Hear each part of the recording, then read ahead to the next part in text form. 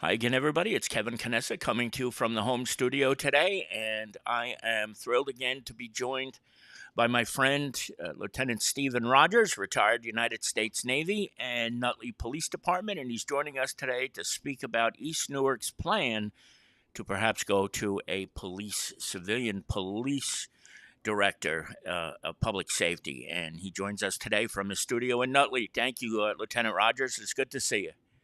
Well, pleasure to be here. Thank you. You have discussed the downsides to having a civilian police director. With you and I have discussed it before, but what do you think are some of the reasons and the downsides to eliminating a police chief in favor of a civilian director? Well, to begin with, Kevin, let me clearly state that I don't know any members of the East Newark political organization. I don't know any police officers in East Newark. So what I'm telling you is I have no skin in this game. Right. Other than this, when I read the article in your newspaper, it brought me back to the late 70s, the 80s, and the 90s, when we went through this argument regarding this issue over and over and over again, because there were political people in municipalities around New Jersey that wanted to seize control of police departments for whatever reason. Like I said, the people on the city council in East Newark, they're probably good people. Maybe they think they're doing a good thing. Most reasons given to eliminate the position of police chief is financial.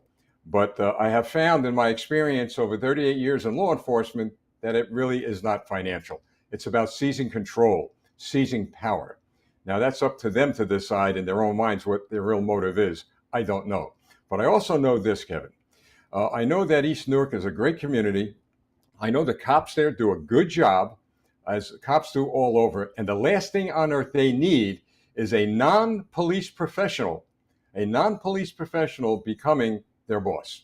So what are the downsides? Well, to begin with, I could tell you again, based on my experience over decades, let alone years, you could tell decades, buddy, from up here. The lawsuits are going to come. Ethics violations are going to come. It may be some criminal investigations with regard to how the management of the police director, whoever that may be, may come. And I've got to tell you that some of the big cities, they've eliminated some of the laws that would hinder their ability to hire a police director. But in the case of East Newark, because of the size of that community, I don't see where that has happened here. Now, it's also important to understand that when political entities get involved to the degree that the city council in East Newark wants to get involved in, the danger of selective enforcement. Well, what does that mean? The police director of that community, whether he or she believes it or not or knows it or not, will have something around their necks, Kevin, and we talked about it the last broadcast. That's right. They will have a collar around their neck, and they'll have every member of that city council pulling here, pulling there, and the mayor pulling here, pulling there. They will be beholden to the politician and not to the public. And so that's a major, major reason why it's a bad idea. The other situation is this, and I don't like to read on the air, but I want to show you something right here. I'm going to summarize it and then read it. This here, all right, is a 2007 position paper from the New Jersey Associations of Chiefs of Police opposing the assignment of police directors in local police departments. Right. And they clearly delineated why. And if in a minute, I'll tell you why. Did I lose you? No, I'm here. I thought you had a question for me. Oh, so I'm sorry. No, I thought you were going to go right into it. I apologize for that. I'm used to, talking a little too much, and I'm thinking the host may want to say something. No, one of the reasons I love being on the air with you is because I get to do very little, and I just have to say a few words. So let me let me say one thing though, since I did just screw this up. The mayor of the borough of East Newark, we reached out to her before we did this story, and I want to just put this up on the screen for everybody to see. Her name is Dina Grillo. We have not spoken with her since 2020. She does not take her phone calls, and I emailed her on the 1st of August to invite her to comment on something like this. I want that to be very clear, based on this email that we have right here, that we did reach out to her. We wanted her to speak about it and what her reasons were for doing this, and we did not get a response from her. And to me, that was a little bit troublesome because this is a very big decision that has to be made by she and the members of the borough council. She has a vote in this, and one of the people who is on the council is a retired police chief, and unfortunately, I haven't been able to speak with him. He just had surgery, so I wonder how dangerous it is. Is it dangerous when politicians have that collar around the neck of the police director, where they can make decisions that are not based on sound law enforcement judgment? That's what I'm afraid of. Well, listen, it is very dangerous because the police officers will be in fear of their jobs if they don't please the politician. Look, that's a fact. Kevin, I want your viewers to understand. I'm a 38-year veteran of a police department, right? But I'm also a political office holder, or was, right? Term limited myself. So I know how politicians think. I know what their driving force is. It's always to seize power. And I'm not accusing the city council. Like I said, I don't know them. But my experience tells me that usually, overwhelmingly, that is the motive, to seize power. And by the way, reading what I read in your paper that was articulated in that ordinance was exactly what I saw, the seizing of power. I couldn't believe that they wanted the power to hire and fire at will an individual. And what really struck me is in one of those rules and regulations they put in that ordinance, and please, Kevin, correct me if I'm wrong, when they were looking for qualified people, they went down a list of qualifications, but said you could be a corporate person involved in corporate supervision. Could you imagine a corporate person who never rode in a police car, who never walked in the shoes of a police officer, who never suffered the pains and the agonies of a cop supervising you, delineating policy? I mean, think about the morale factor and also, as we said before, the safety factor. But here's what I'm going to do. Right. Here's what I'm going to do. I just showed your audience this, all right? So this is coming from this document that was created in the May 1st, 2007 by the New Jersey Association Chiefs of Police. Listen to this one. In their position, they stated that political interference and an absence of clearly defined lines of authority in the law enforcement function led to the state legislature to enact a law delineating the power and authority of officials regarding the management of a municipal police department. It has long been the position of the New Jersey State Association Chiefs of Police that a municipal police department should be headed by a person with the title of Chief of Police. This position is founded upon the belief that the state statute intends to remove political influence from law enforcement. Legislation exists which provides tenure to a chief of police to further safeguard his or her independence in carrying out his or her lawful authority to run day-to-day operations of a municipal police department. Now, I'm going to stop there for a minute. Tenure. The police chief is protected by law. He or she could do what they feel necessary, what's in the best interest of the people. Under that ordinance, I'm sure you read what I read, yep. The police director doesn't have tenure. That individual will be sitting on the edge, not just daily, but minutely, okay? Right. Because if they make a decision that is not in line with the political structure, they're going to be out of a job. So this is why this law was enacted. The words that were used in the ordinance were the police director can be fired for any reason or no reason at all. If the mayor or the council decides that they don't like a decision that this police director makes, they can be fired for no cause because it's an at-will state. We live in an at-will state, and that kind of position could be done just that way. That, to me, is the most frightening element of this. Why anybody would want to accept the position, number one, would be mind-boggling too, right? And then the other thing is, you're absolutely right. In the criteria for the civilian police director, it says the candidate may have law enforcement training. May is the key word there. Yeah. So Right. that doesn't necessarily mean they need to, and you know So, what a disaster that would be. And Kevin, Steve, I've been asked, I'm sorry, I've been asked since I've been retired to take positions, police commissioner positions around the state, some out of state. I've turned every single one of them down. Why? Because I know what's going to happen. You will be brought into your political appointee's office and you will be told what to do and how to do it and when to do it. And if you don't do it, you're done. you're done. Now, think about this. So, you're a police director, your job is on the line. You're going to go to the police officer on the street and tell him or her what they're going to have to do, or their job's on the line. Right. So it's what I call moral bankruptcy, if not outright corruption. And again, I'm not accusing the city council of any of that. I don't know who these people are, but they need to get an education with regard to how bad this could get and what are the powers of a police director. I'm going to share that with you because, Kevin, these laws, bits of these laws I'm reading to you, fly directly in the face of the ordinance that they want to pass.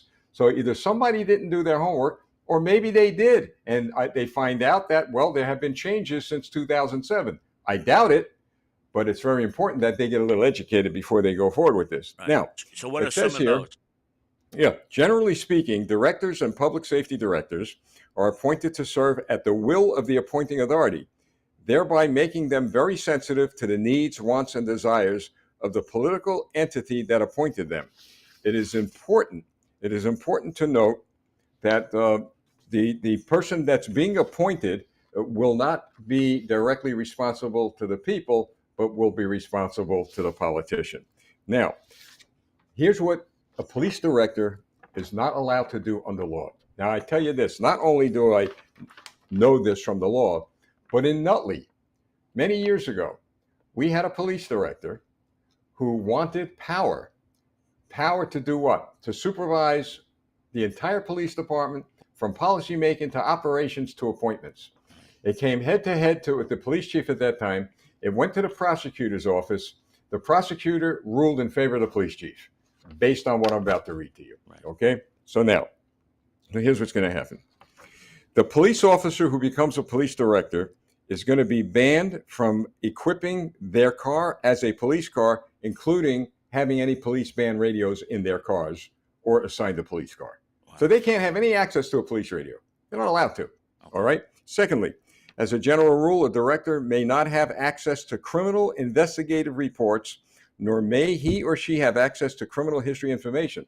Now, I found by speaking to police officers over the years who have had police directors in their department that these politicians want to know what Mr. and Mrs. Jones is doing on Main Street. Right. I want to see the police report. Why? Well, that individual had a problem with my cousin or my friend. You see how bad this could get? Selective enforcement. So now, under law, they don't have access to this. And believe me, as far as I know, just about every police director in any department that they've been directing want access to this information. Right. Secondly, such individuals, meaning the directors, must refrain, unless otherwise specifically directed by the county prosecutor, from directing the investigation of criminal activity.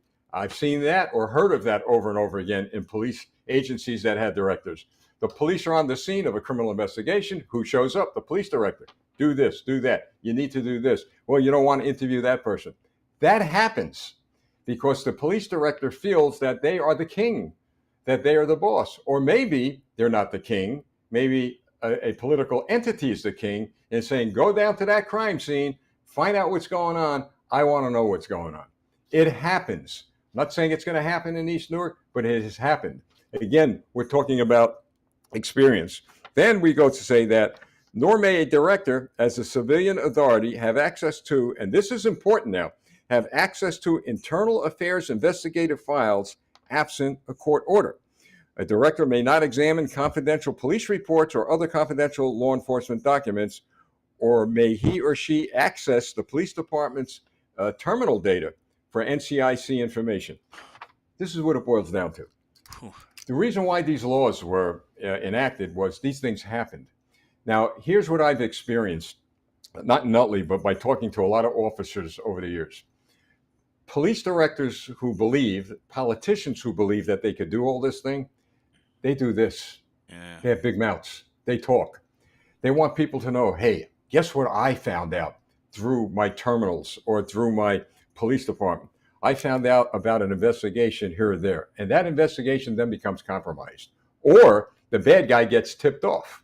We have found that over the years Sure. with some departments where the political entities want to know what's going on because they're friends with the guy that may be investigated. So which leads me to this. If the reason, Kevin, and it may be a legitimate reason in the minds of these politicians in East Newark, are financial, where they want to save money through the salary of police chief, they're going to find out that they're going to be spending millions more, like I said earlier, in lawsuits, in investigations by the prosecutor's office if things go awry. Look, we have some of the finest police professionals in the country here in New Jersey. Police chiefs in New Jersey are the finest men and women that I know. I know a lot of them, and they're wonderful people. They're honest, their integrity is impeccable, and they could do their job without any fear because they're courageous enough to stand up to power, to speak to power. And those politicians, they speak, get the message. The men and women in law enforcement, they have enough problems. Now, let's talk about how dangerous it is. Now, I'm not going to say that this is comparable in reality because I don't believe something like what we saw recently in Washington is going to happen. Right. But we saw it this past year. The police in Chicago, the police in Washington, D.C. a few weeks ago, and I can name any city where there's been rioting, assaults on cops, New York City police. Their hands are tied. By who? By politicians who have selected police commissioners and directors through politics and not through professionalism. Now, do I believe anything like that could happen in Nutley or East Brunswick? I hope to God not. I mean, the chances of something to that magnitude won't happen. But the point is, once you allow, and I've said this my whole career, once you allow politicians in the ranks of the police department, giving them the ability to taint that badge as a result of politics, you have seen the beginning of the end of your community. I've seen it happen, and it's a sad story, but I thank God that Police Chiefs Association, the PBAs, and I hope you hear from the East Newark PBA, although they may be a little bit reluctant to come forward, and I would understand that. Sure. But the fact of the matter is that the people of East Newark need to understand where this is headed. And it's headed in a very dark place, a very bad place. And again, the intentions of the city council, I don't know, but I do know this, that my experience over the years tells me that they need to do their homework and understand clearly the road they're going down. Because if they truly want to serve the best interests of their community, they need to I don't know if the police chief is retiring there and they're just eliminating the position. I don't know the inner workings of it, but they need to have a police chief who is a uniformed man or woman who work the streets, who know the community, and free of politics. That's how you keep your community really safe. The man who was the previous chief of the East Newark Police Department retired about, I would say, about 6-7 months ago. He was a career law enforcement officer, and majority of his career was in East Newark. Since he, quote unquote, I'm using air quotes to say retired, he was replaced by an acting civilian director in East Newark. And just for your edification, it's important to realize that the population of East Newark is very small. It's only about 2,800 people. The department itself is very small. I don't think they even have double digits number of sworn officers. But to me, a smaller department like that, this is even more scary because there are so few residents, are so few people who would be willing to speak up and speak out perhaps against something like this when you have those small numbers. Is that a fair assessment? It is, but Kevin, you just said something to me that's rather startling. You said to me that a civilian director, temporary, right, was appointed after the chief left to run the day-to-day operations of the department. That's right. It's illegal. That was illegal back then. And I believe that unless it was changed, like I said over the years, that the day-to-day operations of a police department, even with a civilian director, is in the hands of the chief of police. If the chief of police is not there, like in this case, then the highest ranking officer runs the day-to-day operations of the police department. Now, the police director, he or she sets policy. We want 4 men, 4 women on this shift. We need to cover this side of town, that side of town. Fine. But they cannot make assignments. For example, they cannot tell the chief who to make a detective. They cannot tell the chief who to make walk a beat. So the day-to-day operations of a police department is in the hands of the highest ranking officer, absent a police chief, not the police director. Could have changed, but I doubt it very much. And it's also possible that the highest ranking officer in East Newark is doing that, and I don't have the correct answer to that. But what I do know is, based on what you just said, in that ordinance, it says that promotions will be recommended by the police director and approved by the mayor and town council. That sounds All right, pretty now, much against what you not the same yeah, as what you just said. here's what bothers me about this whole thing. The promotions, all right, uh, are pretty much. By the way, is East Newark Civil Service? I don't know. Like I The, said, I'm involved in this yeah, national stuff, and it I've been is. absent. It is. Okay, so under civil service, they take an exam. Okay, and whoever comes out on top of that exam, all right, the highest score, they're the ones that should be selected. Now, of course, they could pick the police chief or the police director could select the top three because they are in charge of hiring. Okay, so the police director could pick one of the top three candidates. But here's the issue: you would want a police professional making the recommendation, not a civilian who's never ever been on the streets, who's never ever been in the shoes of a police officer.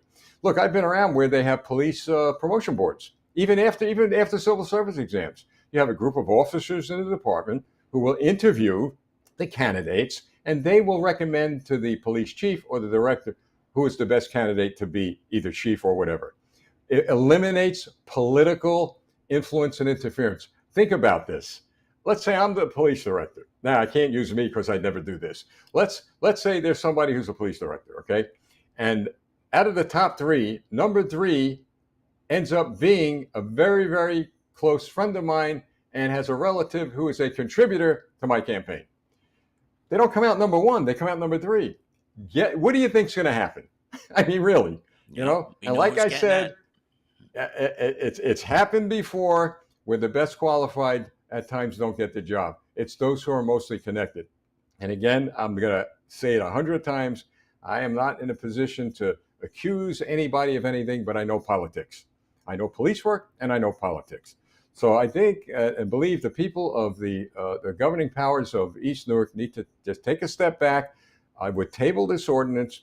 And you know what I would do if I was them? Call the Association of Police Chiefs of New Jersey. Call them.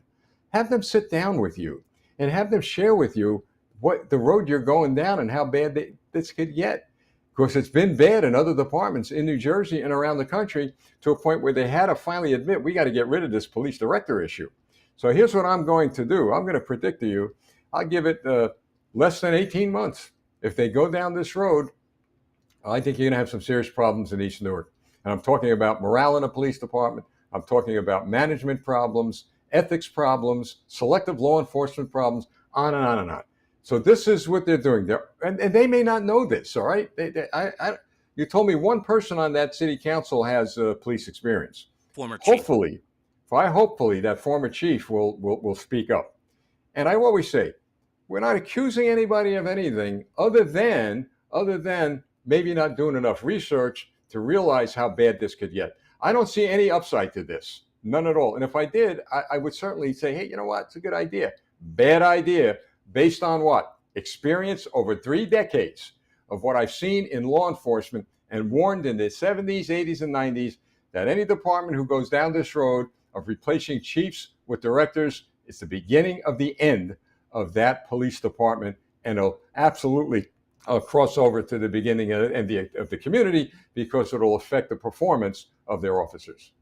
If you're just joining us, Lieutenant Steve Rogers is with us today, and I just found it in the chat room. An old buddy of mine, Ed McCune, says that East Newark is not civil service. A chief's town is what he calls it. I apologize. I got to be honest. I didn't remember. I thought it was, but you never know. But Lisa asks in the chat room, does when something like this happens in a community like East Newark, Does it affect the departments that are nearby, like Harrison or Kearney, where they have to operate differently because of what might go down in East Newark per se under a police director instead of a chief? Does that factor into this at all? No, as far as the operations of the police department, because they're separate. But here's what factors in. I would never want to become a police officer in East Newark under a police director. Guys and gals know that. So they're going to have a hard time. It's a hard time already recruiting people into the police service with civil service. And the fellow who, in the chat room, who shared with you that it is a chief's test, I'm glad he did. You see, it's great. You got some pretty smart listeners out there. That's pretty good. Yes. So let's talk about that for 1 minute. So they take a chief's test, okay? And under a chief's test, I believe Wayne is also a chief's test, you have the professionals making these decisions. They make the decisions. Now, the ultimate decision does land in the lap of a police director.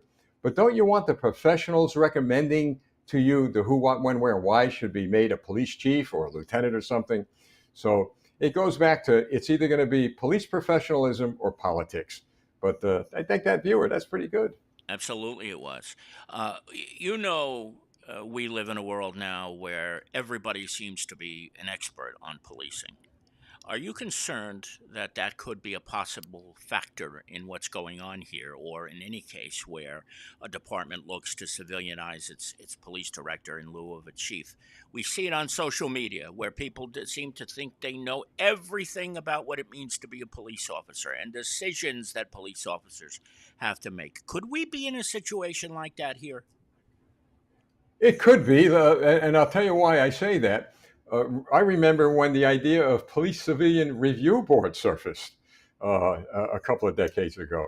That was and still is in some of the cities disastrous. I mean, you've got untrained, uneducated, ill-informed, and uninformed political hacks, and I call them hacks on these civilian review Right. boards, making decisions with regard to the career of police officers who took legitimate actions who know nothing about police work. And so, yeah, I'm not saying that East Newark going down that road, but it's kind of similar in a way that you have one person now not beholding to the people. Kevin, I cannot emphasize that enough. The person who takes that position is not beholding to the people. They're beholding to the politician, okay? And I worry about the person who takes that position is going to think about one thing, and they're human, their salary, their job. They're going to want a badge. They're going to want a police card. They're going to want this and want that. The political entities that appointed them are going to want to look at police reports, police records. I mean, it's natural. Look, it's really, it's natural for a human being to be curious. And what's that saying? Absolute power corrupts absolutely. All right.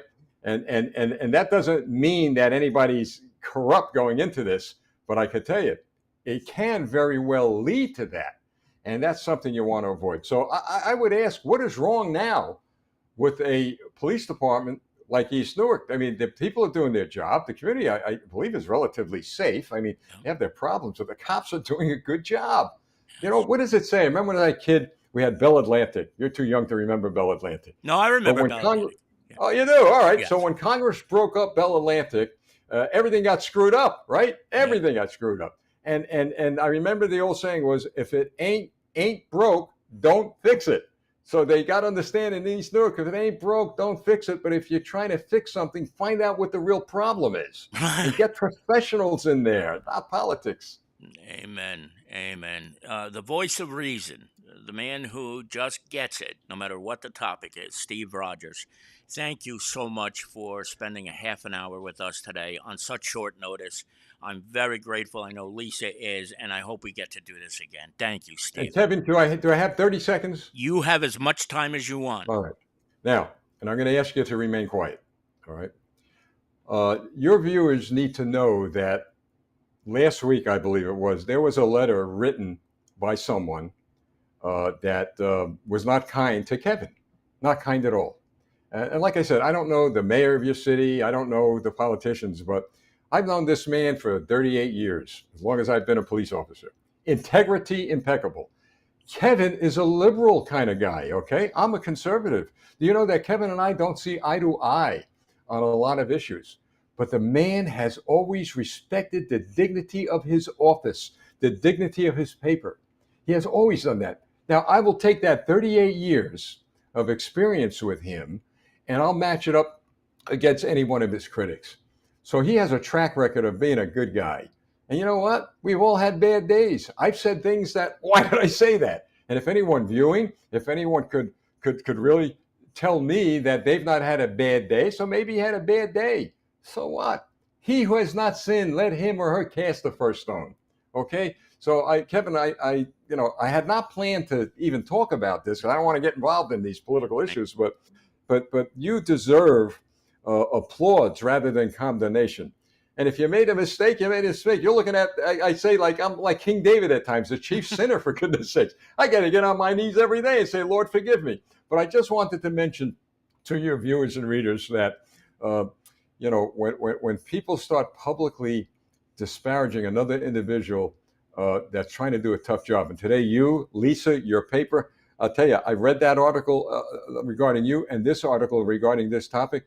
Thank God for local newspapers. Thank God for local newspapers because you print, you put things on the air, and you let the people decide.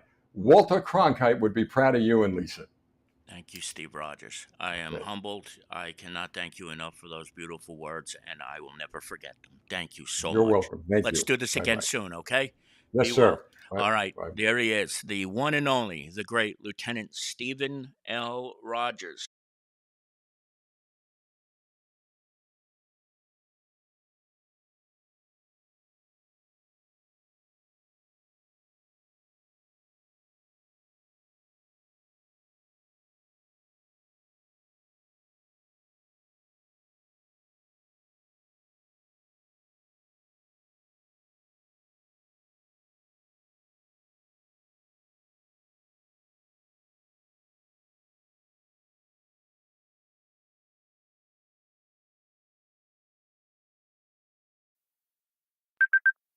I love to surf in it.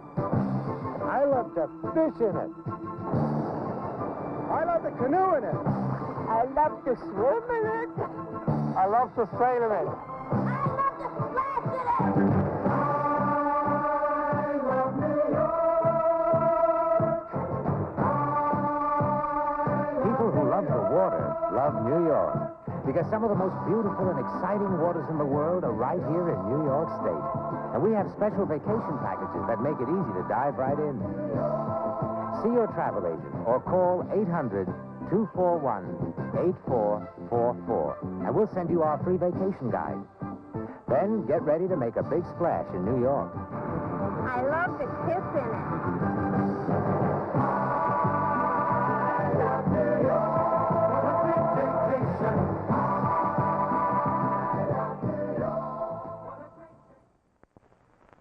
I live in New Hampshire, but I love New York. I live in West Virginia, but I love New York. I live on Cape Cod, but I love New York. I live in North Carolina, but I love New York. I love New York. This summer, see some of the most beautiful outdoor country in the world in New York State. Call for our free 100-page vacation guide. It's filled with affordable vacation packages to our beautiful lakes, our exciting mountains, and our spectacular sand and surf. Find out why outdoor lovers from the Carolinas to Canada love to vacation in New York. I live in Brooklyn, but I love New York. New York. What a great vacation. I love New York. What a great vacation.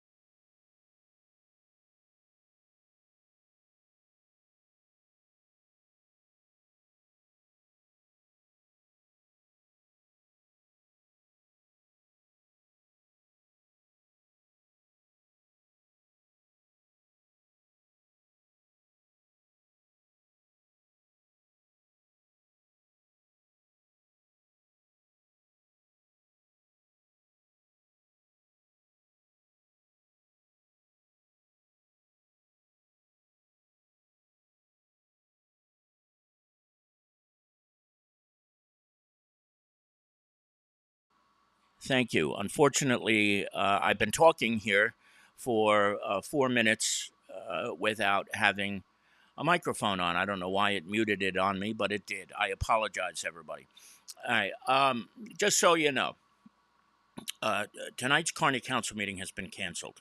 And it was canceled because the town council cannot create a quorum tonight. And here's what the mayor told me when she called to let us know that there was no meeting today, and she wanted me to let everybody know that the meeting was canceled tonight.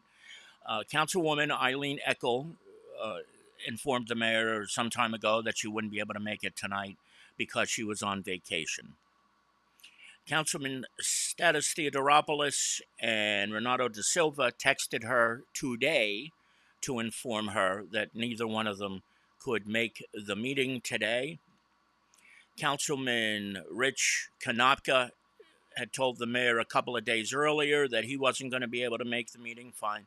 And Councilman Dennis Solano was unfortunately exposed to COVID, and he said it was in his best interest, and I think he's right, not to have attended the meeting since he was exposed to COVID, and we hope he doesn't get it, and we hope everybody in his family recovers. But here's the bottom line about this. You got to realize something. These meeting dates are scheduled in January. I think it's January 3rd, where it was the date, or somewhere around there, that the reorganization meeting happens. And the dates of the meetings are announced then.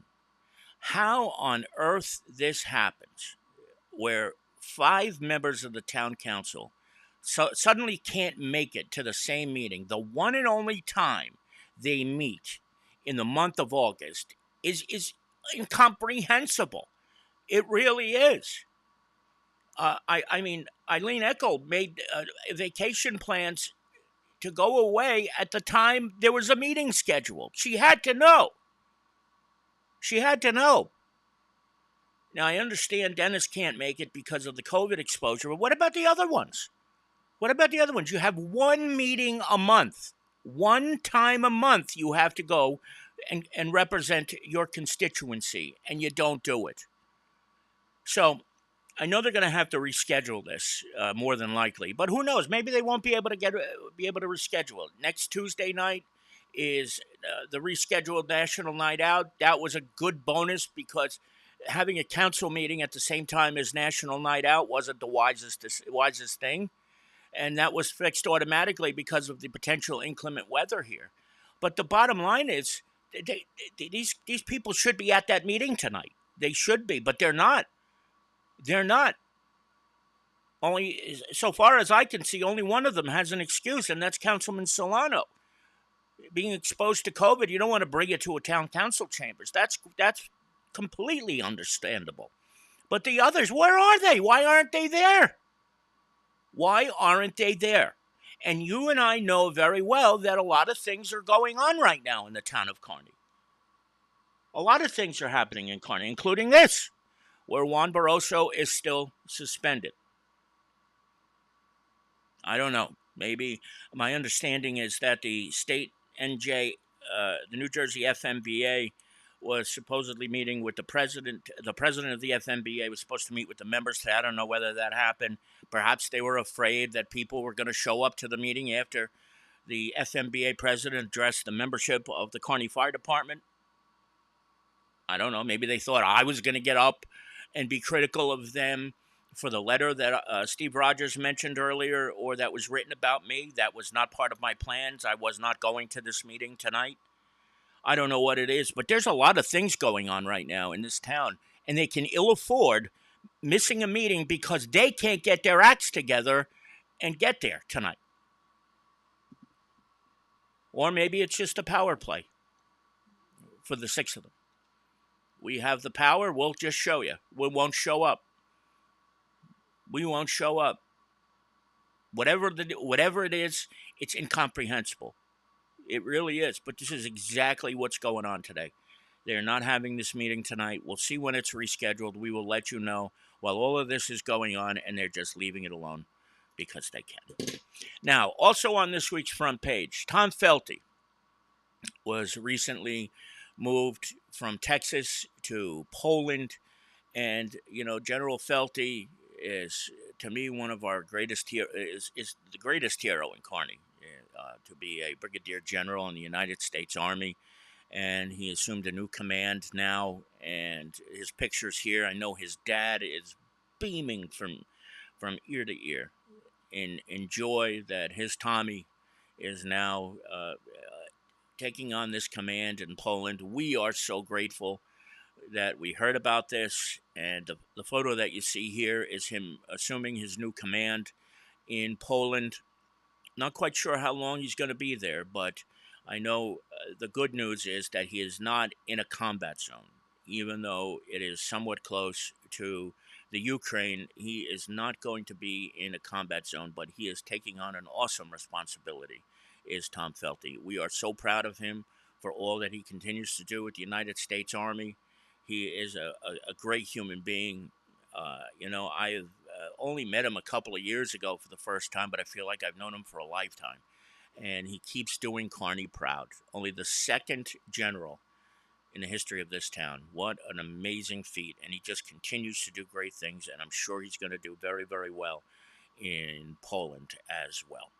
Don't forget, we also have 2 pages of classifieds this week. In fact, we've got a lot of rentals this week. Lisa was mentioning it to me. There are a ton of apartments for rent in Kearney, especially this month. Let me pull that up for you so you can see that. You see there's all the left-hand side of the page. Those are all rentals. So if you need a place to live and you're looking for a new apartment, there are plenty of openings this week. Check it out on pages 16 and 17 of this week's edition of The Observer. And, of course, there's also job offerings and things of that nature. Find those in this week's edition of The Observer as well. That's going to do it for this edition of The Observer Live. I want to thank Stephen Rogers for joining me today to talk about East Newark's decision to consider becoming a police director, civilian police director town. I want to thank each and every one of you who are watching here today. And don't forget, we will be back 1 week from today with another edition of The Observer Live, or before that, if anything breaks between now and then. So from the home studio today, this is Kevin Canessa signing off for now. Hope to see you back here again very, very soon, and enjoy the rest of your Tuesdays, everybody. Thanks again. Take care.